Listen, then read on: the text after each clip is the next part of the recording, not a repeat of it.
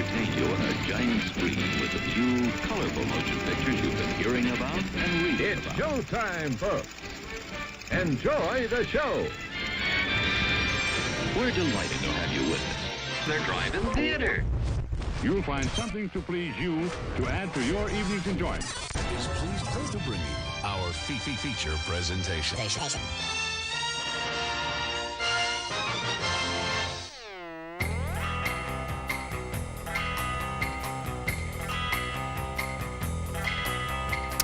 Good evening, everybody. What's going on? It is 8 o'clock. It is Monday.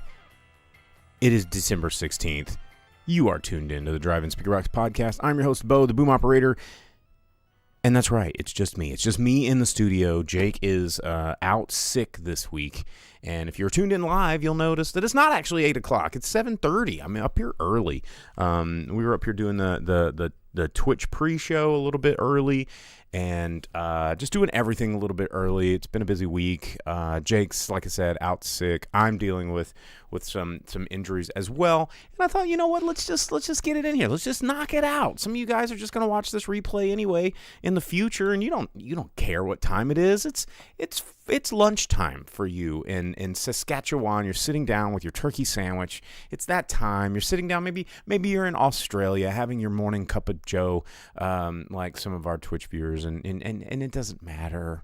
It doesn't matter if I started 30 minutes early, but it matters to me. So we're going to be talking about movies tonight. We're going to be talking about Y2K. I finally got to see that movie.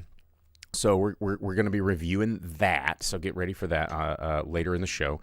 And then we're also going to be just talking about what's going on, just like what's happening, what's new, what's the haps, what's the sitch in movies. It's been another week, and that's what we do here. So if you guys are tuned in live or wanting to, make sure you follow us on our Facebook, our Twitch, and our YouTube, or jump in the Discord. You can have that conversation. You can read all of the stuff that Velvet Santa from Twitch posts into the Discord there. And all the slash fan fiction or whatever he's using AI to create about me and Jake. But it's over there on our Discord. You can find all the links on our link tree at driveinspeakerbox.com. So there we go. Got all the housekeeping out of the way. We talk about news. That's what we do. That's how we start. It's been a week, you know, a lot of stuff. There is not a whole lot of really exciting news that jumped out to me. There was some funny news to me. Kraven the Hunter came out in theaters this week.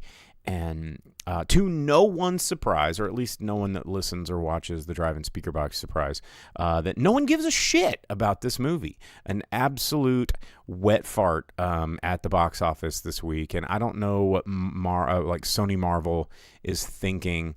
That this is a movie that literally no one asked for. Like, I'm pretty sure there were more people that said no to this movie than people that were like, you know, it'd be cool, a Kraven movie. Nah, man. I mean, I think that, you know, this movie makes no sense to have in theaters. I mean, you got Aaron Taylor Johnson, who's in a lot of stuff right now. I think he's about to be in the new 28 Years Later, which now there's all this like, is that zombie Cillian Murphy zombie? Oh my gosh, wow, wouldn't it be crazy if? And I mean, it wouldn't really be crazy if. I think it would be less crazy that the Cillian Murphy zombie is in there as an Easter egg. What wouldn't surprise me, because of the way of the state of movies and sequels, if he had like a speaking part and was like a sentient zombie and did like a fucking song and dance number and then tried to sell your kids like t-shirts and memorabilia. That would be something that I would actually expect by today's movies. But considering it's from the creative team behind the original Danny Boyle, I trust that that's not going to happen. So as Dina said on Twitch, the 28 Years Later trailer made life worth living. Yeah, you know, I think I'm excited about this movie. I felt for a while that the zombie genre was a bit played out and a bit dead. You know, it was a corpse that kept getting reanimated with shows like The Walking Dead and all the freaking spin-offs like the Fear of the Walking Dead and Beware of the Walking Dead and Negan's Bat Time extravaganza and Walking Behind the Walking Dead and Stumbling Dead and Wheelchair Dead and Walk Your Dead on a Leash and like all the garbage that has come with that fucking franchise. I'm tired. I was tired of zombies, but I'm pretty okay with 28 years later. I think it's gonna be all right. But anyway, speaking of dead things, Craven. They're saying it's $110 million budget to make this movie, and it opened up to an $11 million opening, which puts it behind Morbius. Puts it behind Morbius. That's embarrassing. But I think the Morbius had the joke going for the It's Morbin Time joke. And the second meme re-release in theaters, I mean, it didn't make much money, but it made money because of a joke. Because I think that's the state of the film industry right now is we'll go see something if it's funny. We'll go see something if it's a meme. We'll go see something if somebody else on the internet tells us to. Which is a really weird time to be alive. So that was in the news. Sonic 3, about to hit. People talking about Star Wars Skeleton Crew, which I have not really dove into yet because I've been completely over all things Star Wars for about 4 years now. Yeah, it's that there is. This is what I want to mention. Comic book stuff. Everybody's talking about comic book fatigue, and I think it's real. We were talking about in the Discord a little bit because of the success of Disney things like Moana and Inside Out 2, and the flopping performance of things like Kraven and some of the other superhero movies. That people are getting these comic book fatigues.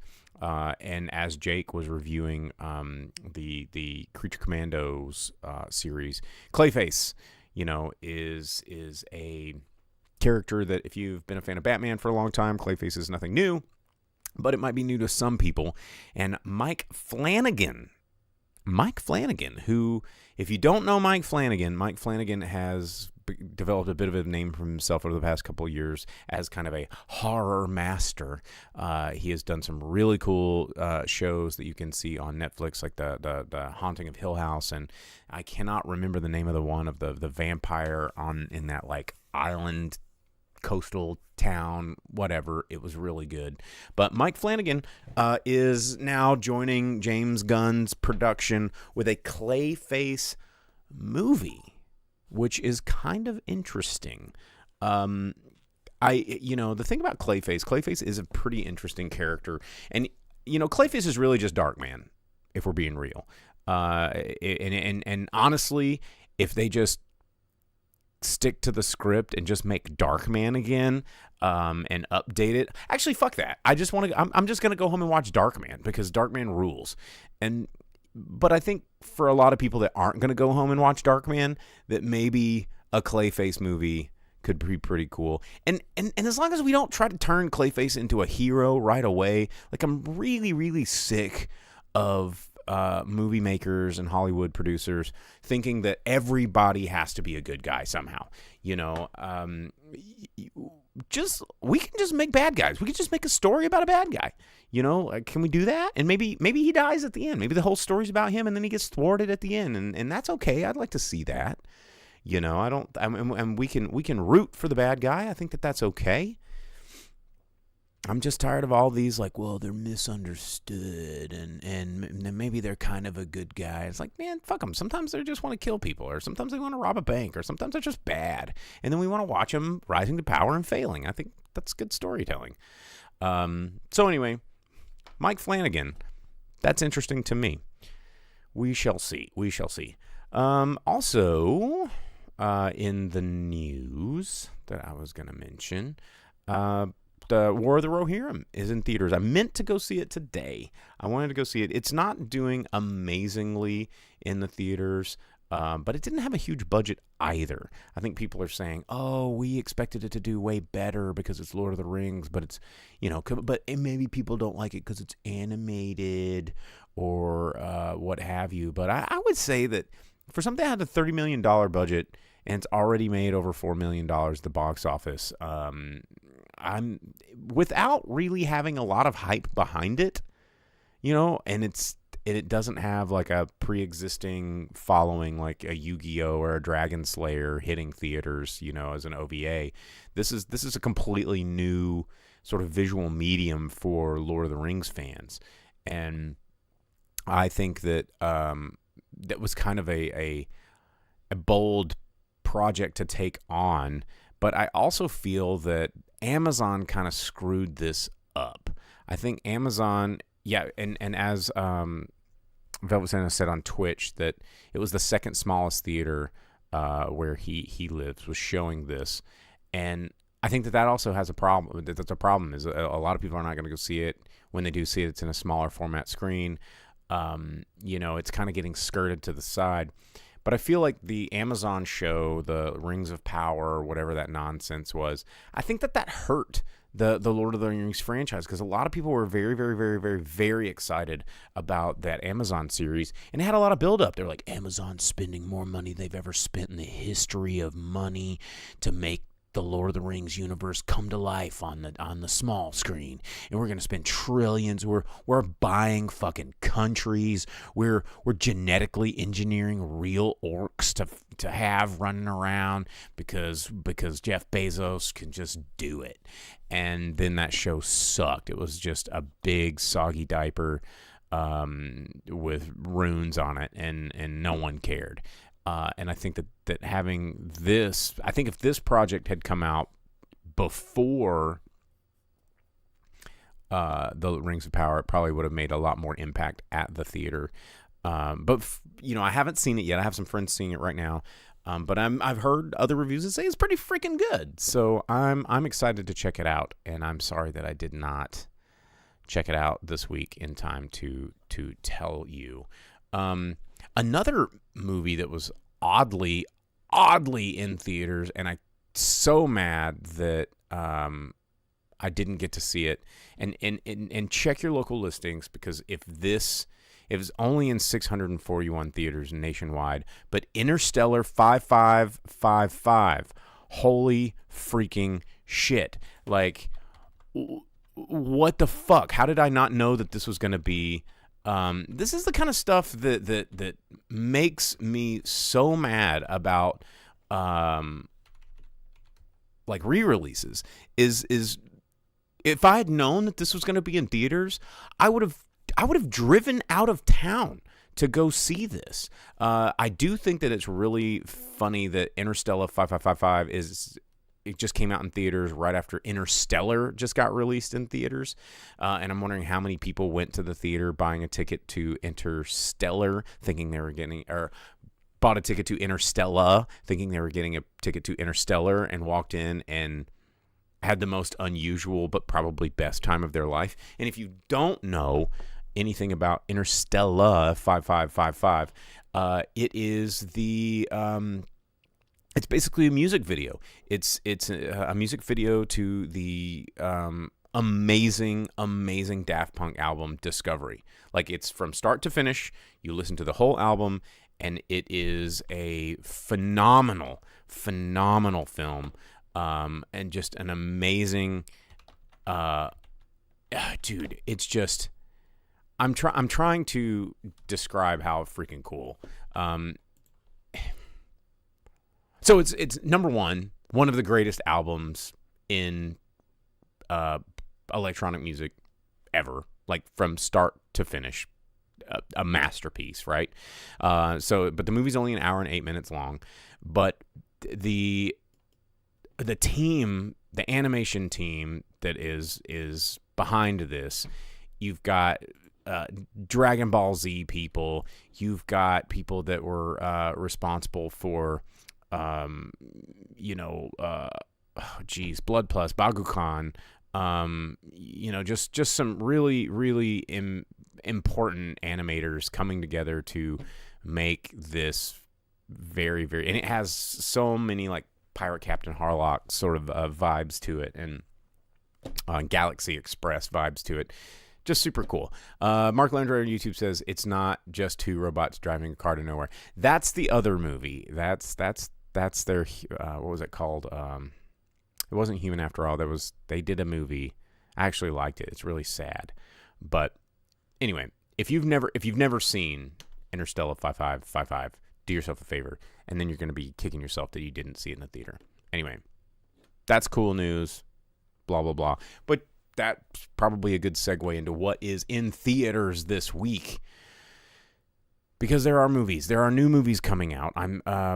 There are movies that are coming out that I might not even be able to tell you about, because shit, they just pop up, and then they wonder why they don't make much money. It's because nobody knows about them. They're like, well, check your local listings. Who the fuck is sitting there on their phone every day going, oh, I'm wondering what's at the movies like this Tuesday. Let me take a look. But if I knew that movies like Interstellar was coming out in theaters, I would make plans around it. It's kind of, it's the Fathom event thing. It's, they have posters and cardboard stand-ups. They figured it out. They're like, all right, we're gonna maybe advertise this and Ghibli Fest and all that kind of stuff. Gets people excited that these things are coming into theaters. So, but speaking of coming into theaters, this week we've got some big ones, some absolutely big movies coming in to theaters this week. I'll tell you a couple of the not so big ones that are coming into theaters that you may or may not actually get to see in your neck of the woods. But there is a movie, and the only reason I mention it is because it will give me a chance to talk about what a butthole he is, but starring the one and only Neil McDonough. It is a movie called Homestead. It is about an ex-Green Beret joining some doomsday prepper compound. There's a love triangle. I don't know. It's from Angel Pictures, or one of the Angel Studios that other movie came out not too long ago and had. But Neil McDonough's a butthole.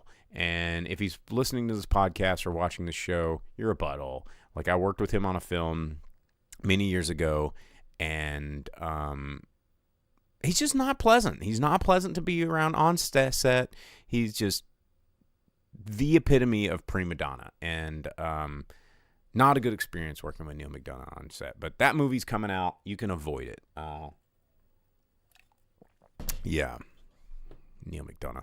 Also coming out in theaters, The Count of Monte Cristo. Okay, this movie, it's not an English language movie.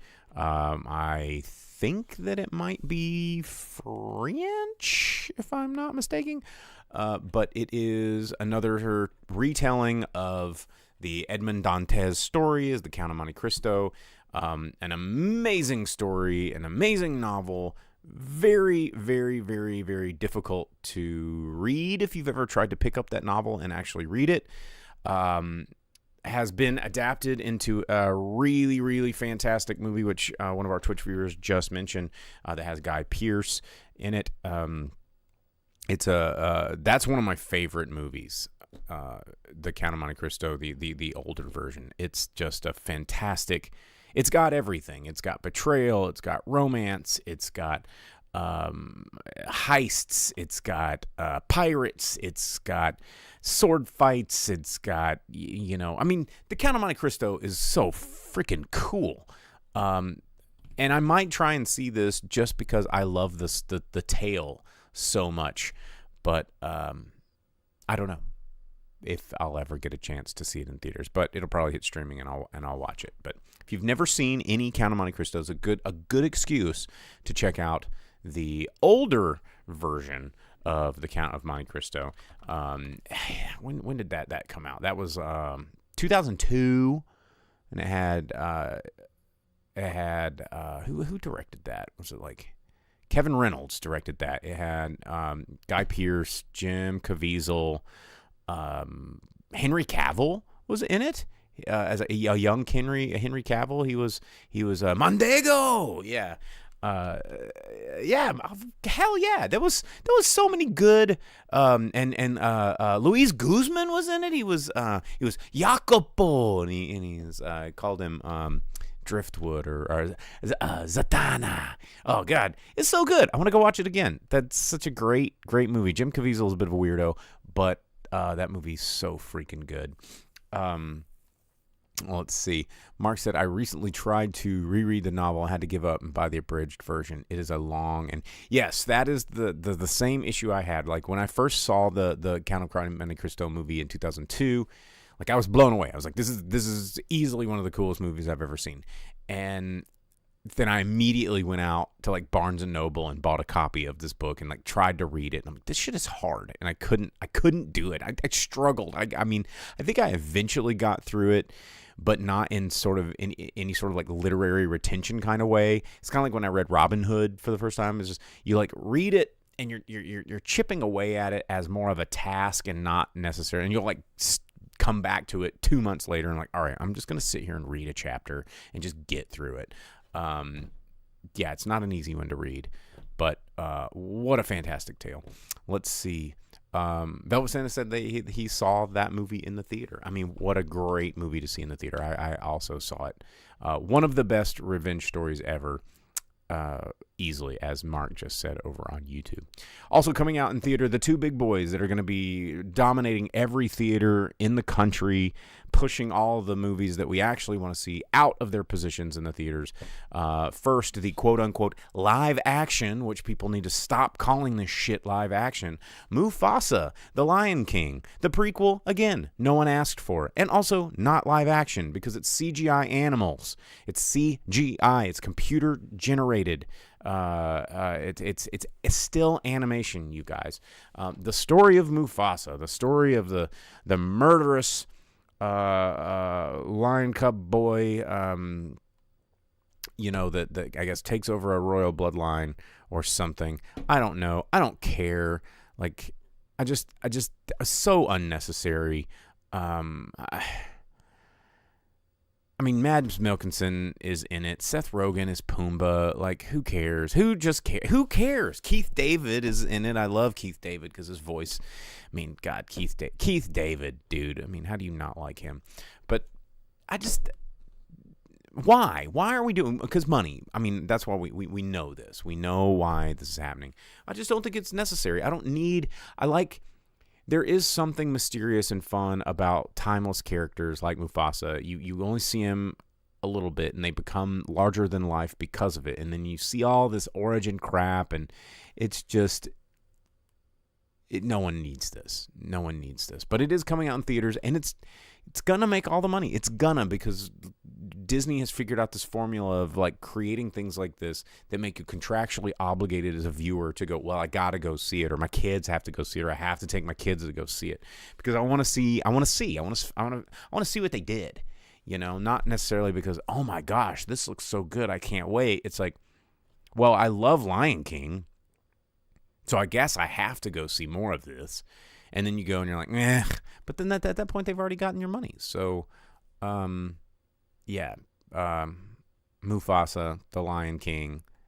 And the fact that it's called Mufasa, The Lion King. No, Disney is aware of how stupid we all are as a collective population. They're like, well, they're probably not going to, if we just call it Mufasa, they're going to be like, this sounds foreign, and what's Mufasa? I don't know, man. I don't do foreign stuff. Has that got words? I didn't buy no ticket to go in there and read, man. I want to see some action. So they're like, okay, let's call it Mufasa, The Lion King, so that there's no mistake of what this is. Because these people are that stupid. I mean, as a fun anecdotal example of how stupid and illiterate everyone is, particularly in the United States. On my menu right now at Pinpoint, which is a bar that I own and operate here in Northwest Arkansas, it's a holiday. We have frozen mulled wine, right? Mulled wine. MULLED. Mulled wine. Frozen mulled wine. Got it. It's a holiday classic, right up there with wassail, right? Good luck getting anybody to read that out loud correctly. But a lot of people are not ordering it because they think it's mule wine. And they're like, that sounds gross. And then I say, well, it's not mulled wine. It's mulled wine. Mulled wine would have one L, you illiterate idiot. But then they go, ooh, but what is mulled wine? That doesn't sound good at all. And then I have to go through this whole spiel of what it even is. And they're like, you know what? I'll just have a Tito's soda or a lemon drop or, ooh, frozen hot chocolate sounds really good. And, so you got to call it Mufasa: The Lion King. So that's coming out in theaters. Also coming out in theaters, and this one is weird for me to be as excited about as I am, but Sonic the Hedgehog 3 coming in theaters. I don't know how they did it, how they cracked the code. They listened to the internet. I think they listened to the fans on the first one, fixed the first movie before it hit theaters, and sort of made a film that was this destined to be a piece of shit, and made it good somehow, and made it endearing, and made it very self-aware of what it was trying to do, and then made a second one that did it again. And I have to say that these movies are actually fun, and I think it's because they made a movie, they made two movies that understood that people that grew up loving Sonic are now old, okay? But they also said, we want to appeal to a new generation, which is what all these producers say. They go, how do we make this old property appeal to a new generation? And it's not completely screw it all up and make it like what the new generation likes. It's how do we package it in a way that the previous generation that loves this character can share that love of this character with a new generation. And they somehow did it with Sonic. And so the third one's coming out, and they're getting every damn celebrity to join in on this. I mean, you already had James Marsden, who is the human in this movie, but you've got Kristen Ritter coming in. You've got Keanu Reeves, of course, coming in as the voice of Shadow. Idris Elba reprising his role as Knuckles. Ben Schwartz is Sonic, of course. Jim Carrey, Dr. Robotnik. It's getting more and more star-studded, so I am worried this movie won't live up to my personal hype about it. But then I'm also feeling confident that it will, because it's done it twice against all odds, and here we go. I feel like they are going to maybe try and stick to the formula. So let's see.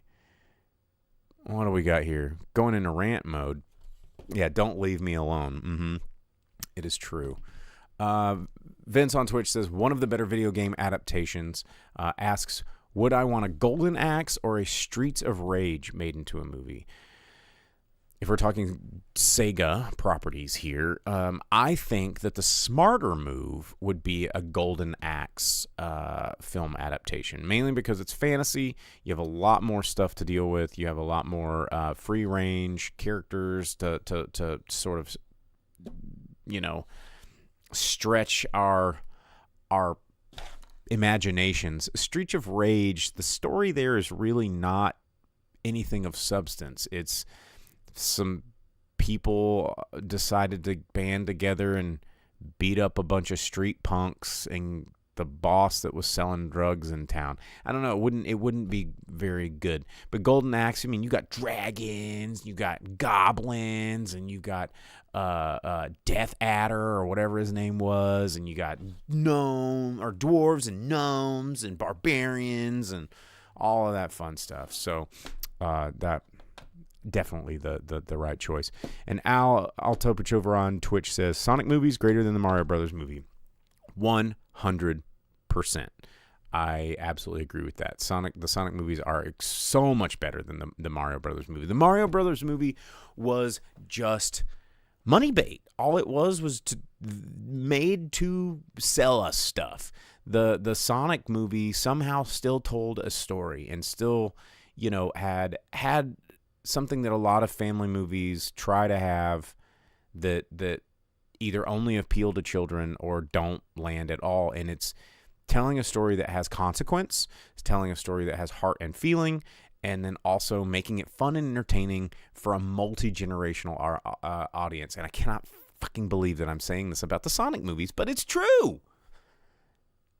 They're good movies.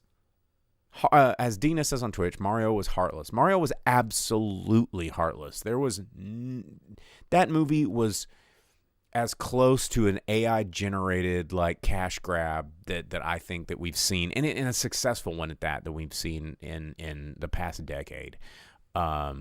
It's, you know, as Merle on Twitch just mentioned, the OG Mario Brothers was doomed. They were all drunken on cocaine, and it had way more heart than the current one. But unfortunately, it was just absolutely insane. Which, you know, is one of those things that sort of like ages well because it falls into one of those categories that after a certain number of years, and I say this a lot on the show, it's one of those movies that doesn't have to be good to be great. And after enough time goes by and you watch that and you go, how did someone say, I've got an idea for a movie, hear me out? And then they submit a screenplay to someone with a bunch of money, and they go, you know what?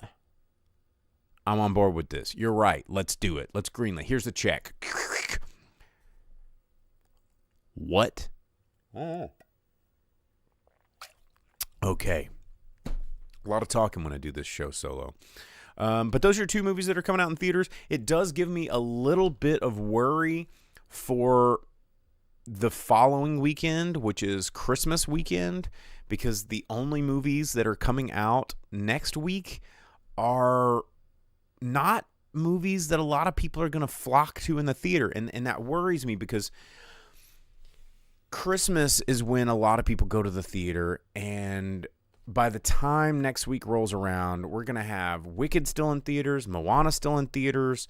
I guarantee you Red 1 will still be in theaters because it is Christmas. We're going to have Lord of the Rings, War of the Rohirrim. We're going to have Sonic. We're going to have Mufasa in theaters, and all the deals that Disney makes to make sure they have the biggest of the theaters.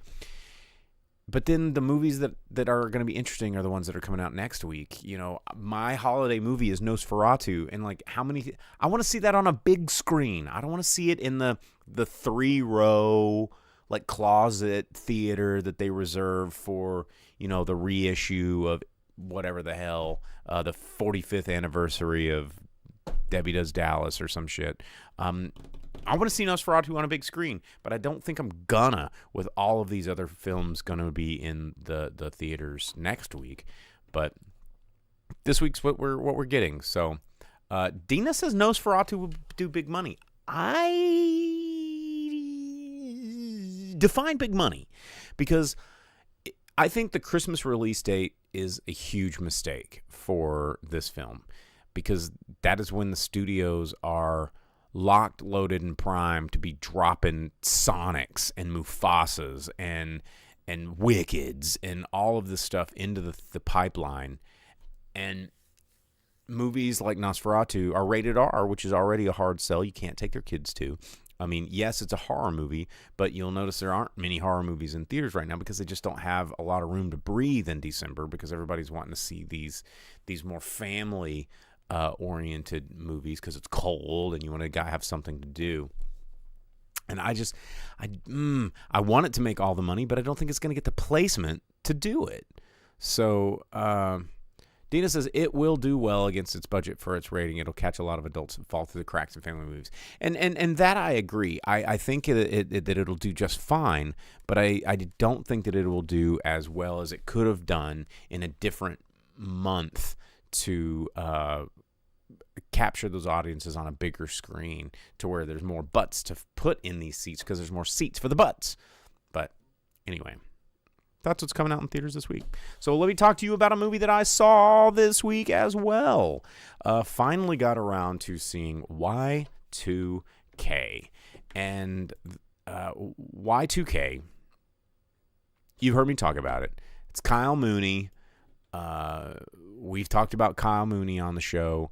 He, Zoolander 2. I mean, he's been in front of camera. He's been behind camera. He's an actor, he's a writer, producer, pretty talented guy. He's written some pretty fun stuff. But he does the Comedy Bang Bang podcast and some other things like that. This movie was his big director and writer, and not necessarily starring in, but he did play a bigger role in this movie. And this movie is produced by Jonah Hill, and it is it's a parody dark comedy of teen party movies gone wrong, right? So this movie, and it's all a lot of nostalgia bait too, because it takes place on New Year's Eve in 1999. As Star Puncher on Twitch just said, Superbad meets Maximum Overdrive. That could not be more accurate. It's about a couple of nerdy kids going to a New Year's party. It's 1999. It's the 90s. There's AOL. There's a lot of very, very unnecessary sort of almost made me feel like I was watching one of those scary movie. You remember that time? It was in the early 2000s where there was scary movie, superhero movie. There was another something movie where they were just making fun of genre tropes, and this one was 90s movie, but also horror. And that it opens up with, I'm really surprised that A24 picked this up, to be honest with you, because it just didn't feel like an A24 movie, because it really wasn't that great, if I'm gonna kind of give a spoiler alert here. But it goes through some kind of warm, I don't want to call it warm fuzzy, but a little bit warm fuzzy moments where you're like, oh, I remember that, but in an unnecessary way, an unnatural sort of amount of 90s parody, which I think was also, definitely intentional, but it kind of got boring after a while and nonsensical, the amount of just throwing 90s at you. It became a Member Berries episode of South Park with remember this. And it's of course we all do. That's why we came to this movie. But it got to a point where it was getting in the way of the actual movie itself. The movie itself was about, if you've seen the trailer, it's there. Y2K happens, and instead of just shutting down a couple of computers somewhere, it was an early singularity, right? So all the machines decided to band together and start morphing into these kill bots, and then they were wrangling up humans and putting chips in their head to turn people into their robot servants. And that all was very, very shaded over with very little exposition. A lot of the main characters get murdered really, really fast, and you're left with this core group of 4 that also didn't have a whole lot of character development throughout the film. There was no real evolution of the characters, and the main 2 characters, played by Jaden Martell and Rachel Zegler, had a lot of cool on-screen chemistry that it never really explored. Julian Dennison got killed really early. Lachlan Watson, who was in Sabrina the Teenage Witch, that just kind of again got really scraped over. And then the other characters, CJ, played by Daniel Zolgaldi, he also had very little to do.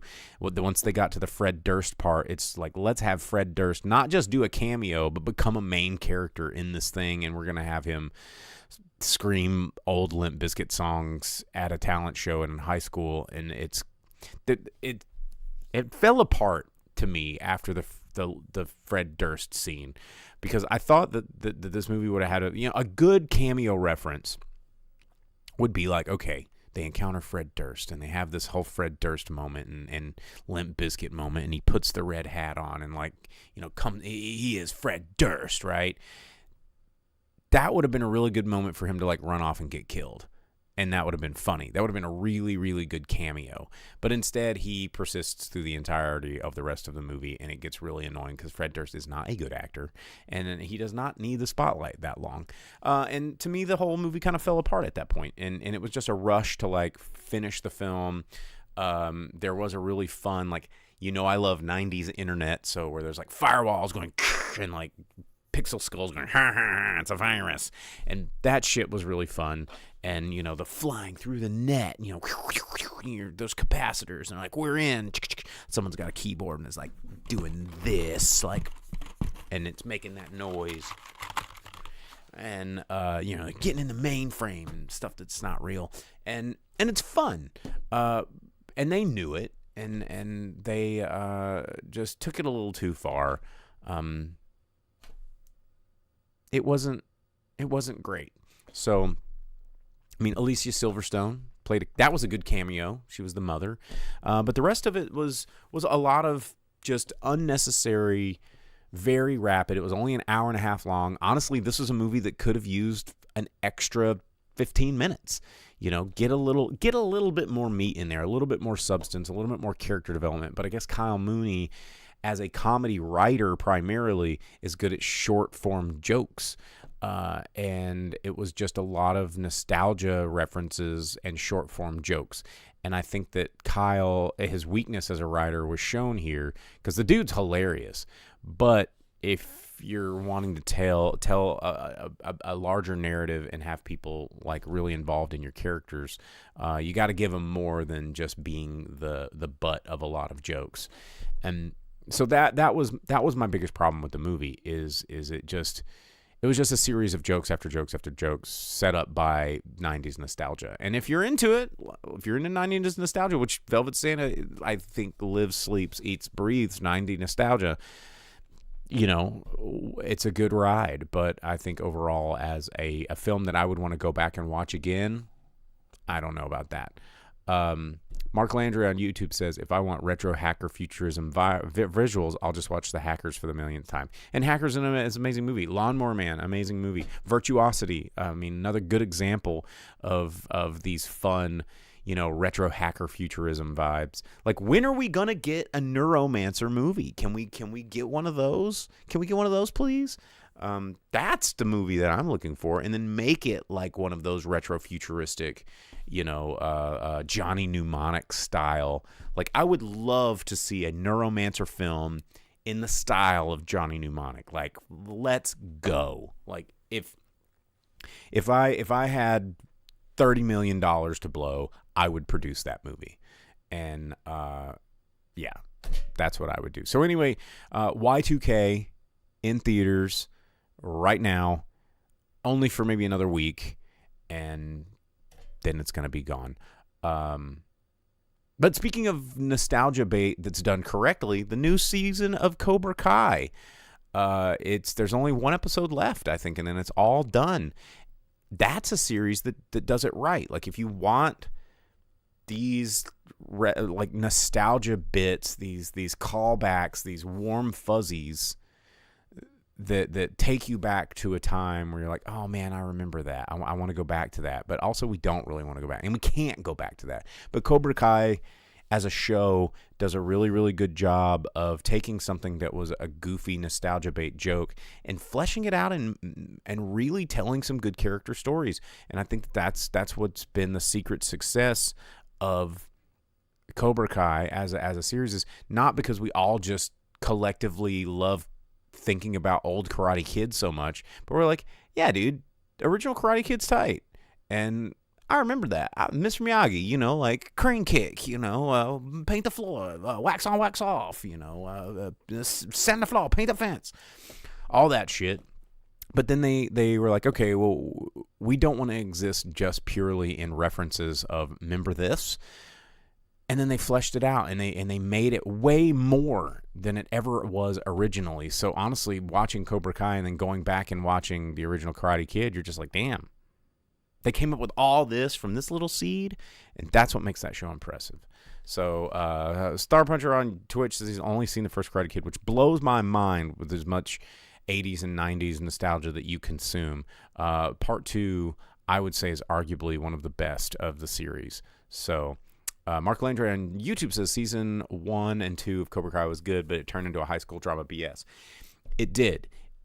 Until the next season. Like, once Chosen comes back, and Chosen was the villain from Karate Kid 2, and then he comes back as I don't want to spoil it, but then Terry Silver comes back, who's the villain in Karate Kid 3, and once those guys come back, then all of the drama. And here's the thing, Mark. You need to see it through the end, because all of that high school drama BS sets it up for the drama that goes down, the conflicts that go down in the last season. And it's why I'm just impressed by the writing team, because I did also get a little bit tired of the high school drama crap. But by this last season, I'm like, okay, if they hadn't done the high school drama, then it wouldn't have made the last season such a nail-biter. So, anyway, there you go. Nostalgia. Nostalgia is weird. Nostalgia is such a weird medium to make new content with, because how do you forge something new out of the concept of remembering something that's old? It's hard to do, and how do you create something that is going to be impactful and long-lasting, that goes deeper and farther than the remember this, look, it's old now, it's an old person, remember they were a young person and now they're doing the same thing that they did as a young person, which is the last Ghostbusters movies. But watched like 5 seasons, it felt like 10. Well, I don't know, I really enjoyed the last season. So okay, well, I guess it's that time of the show. Let's do the box office roundup. Let's wrap this sucker up and put a bow on it. Last segment of the show we do is the box office roundup. I've let Jake do these for the past year, just so he is more comfortable talking on the microphone, and it's been working. He's a lot more chatty than he used to be, and having him do the box office roundup, I think, helped. So I'm going to do the box office roundup for the past weekend, December 13th through 15th, 2024. We give you the top 10 movies in America, and the reason we do this is because if you follow the money, you will know what's going to happen in the future, because it all comes down to that. I'm going to start with number 11, because it's in theaters right now. It's a Fathom event, and it's pretty interesting that it is in theaters. But the 70th anniversary of White Christmas. Bing Crosby, I'm dreaming of $1.1 million. I'm pretty sure Fathom Events was like, hell yeah, we just took that shit that nobody wants to watch anymore ever, put it on the big screen, and just made $1 million. Boom shakalaka. White Christmas in theaters, probably going to go the rest of this weekend and end. I know that it's playing tonight even, so I already made $1.1 million in the box office this weekend. Number 10, Best Christmas Pageant Ever, from Lionsgate, bringing in 1.2, bringing it up to $36 million in its domestic release there in about 6 weeks. Number 9, which I mentioned early in the show, Interstellar 5555, the story of the Secret Star System. In 641 theaters nationwide, pretty good theater average, brought in $2.3 million this week. I'm hoping that it'll stick around. Maybe they'll do this again. I'm very excited that they re-release this. But hilariously, right under that, the number 8 spot, Interstellar 555 sits underneath Interstellar, the re-release. Still in theaters, another week there, brought in $3.6 million in its second weekend release, opened up in an additional 156 theaters nationwide, bringing its domestic re-release gross up to $12 million, which is pretty cool for a re-release. And it's just showing you the power of a theatrical experience. I mean, this is a movie that you can easily watch online, and seeing it in the theater makes a difference, man. So, number 7, Pushpa, The Rule, Part 2, $3.7 million out in its second weekend release, bringing it up to $13 million. I'm surprised that Jake has not seen that one yet, but I think maybe he was trying to. Number 6, Red One, dropping from the number 5 spot in its fifth weekend release, bringing it up to $4.2 million this week, $92 million so far in its run. Another $82 million in the worldwide market, so it's $175 million total gross for that one. Not not making the money that it wants, but that's, I think, why it's still in theaters. They're gonna push that thing till Christmas to get as much money out of it as they can. Number 5, Lord of the Rings: War of the Rohirrim, bringing in $4.5 million in its opening weekend from Warner Brothers. We will see what this movie does. I do hope that it sticks around. It's made another about $5 million overseas, $10 million total worldwide. Still got some room to go. $30 million budget, so it's there. I guarantee it's going to get a shitload of attraction on streaming when it hits. But I do think that this is going to be a good theater movie. Number 4, Gladiator 2, dropping from the number 3 spot, bringing in $7.6 million. It's coming in at $145 million domestic gross and a worldwide domestic gross of $398 million, doing way better in the international market than it is here in the United States. Number 3, opening at number 3, not where they wanted it to be, but Kraven the Hunter, only bringing in $11 million, another $15 million internationally, opening up to a worldwide $26 million gross for a comic book Sony Marvel, here we go action that nobody wanted to see. So that I think that's really, really telling, and maybe some of these studios will take notice. Number 2, Wicked, holding strong in the number 2 spot with another $22.6 million, bringing it up to $359 million domestically in its 4th weekend release. International market, not as strong, $166 million there, bringing it up to $525 million worldwide, leading us to the number 1 movie in the world right now. Just a juggernaut here, Moana, in its 3rd weekend release, bringing in another $26.5 million to the box office.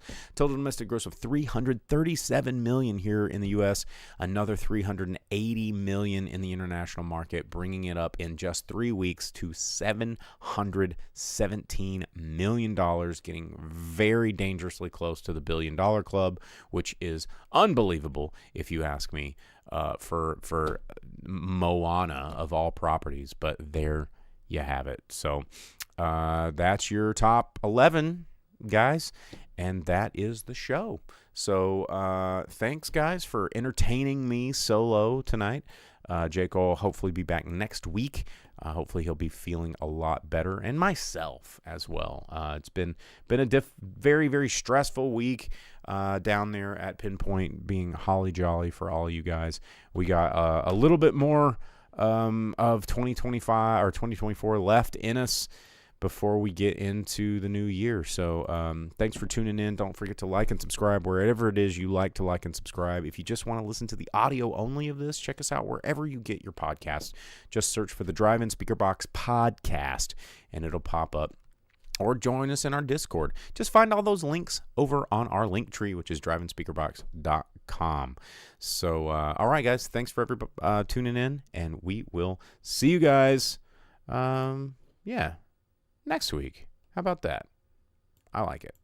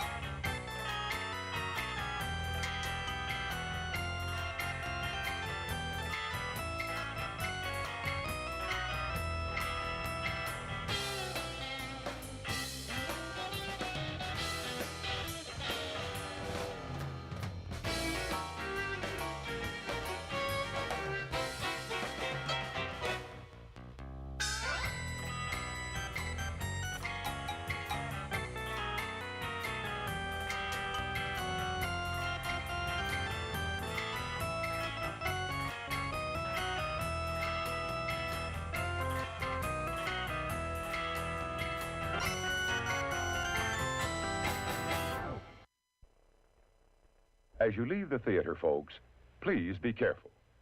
Don't let this happen to your car. Be sure to remove the speaker before you leave. If you should accidentally pull a speaker loose, please turn it in at our snack bar or box office. Thank you.